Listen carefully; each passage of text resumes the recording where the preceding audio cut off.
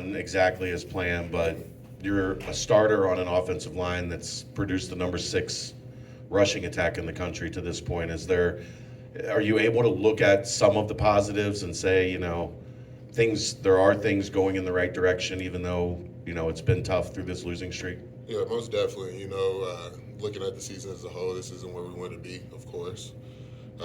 Looking at us being number 6 in the nation and rushing attack is like, a testament to Corey and Monty and those guys and us up front. So, it's there's negatives of it, but there's also positives with, stuff like that and good things going in the offense.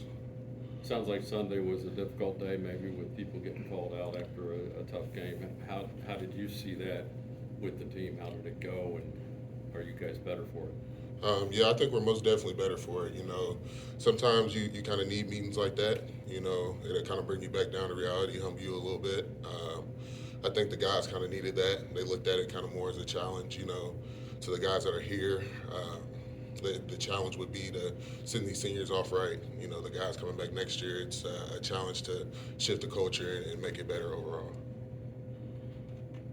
Coach Satterfield talked about that there's 85 to 90% of the guys in the team are together and they're doing everything that they need to be doing, but there's that 15 to 10%.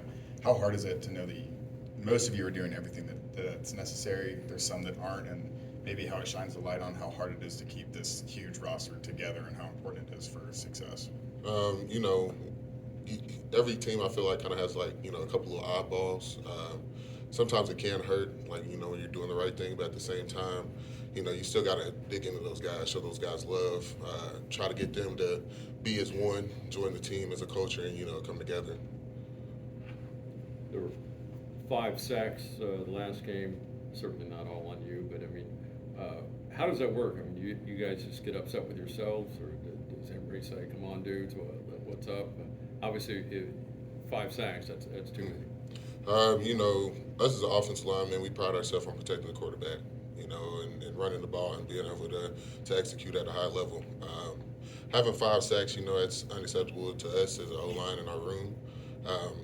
It's something, though, that you don't want to get in your head about, most definitely, because you'll start to, kind of lose the game and don't move on to the next play. But, it's something that we look at Sundays and Mondays and see where we messed up on and how we can improve. And, it's something that we make sure will never happen again.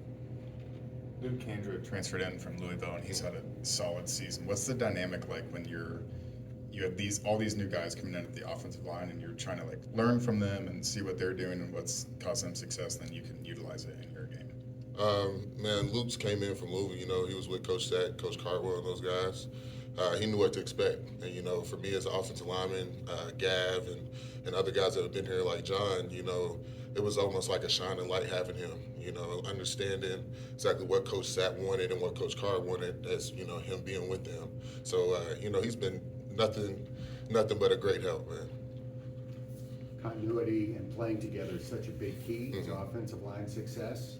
All of you guys have the ability to come back next year. Yes, sir. You feel like you're building something special up front? Yes, sir. I definitely think we are building something special. You look at the rushing offense and, being 6th best in the country.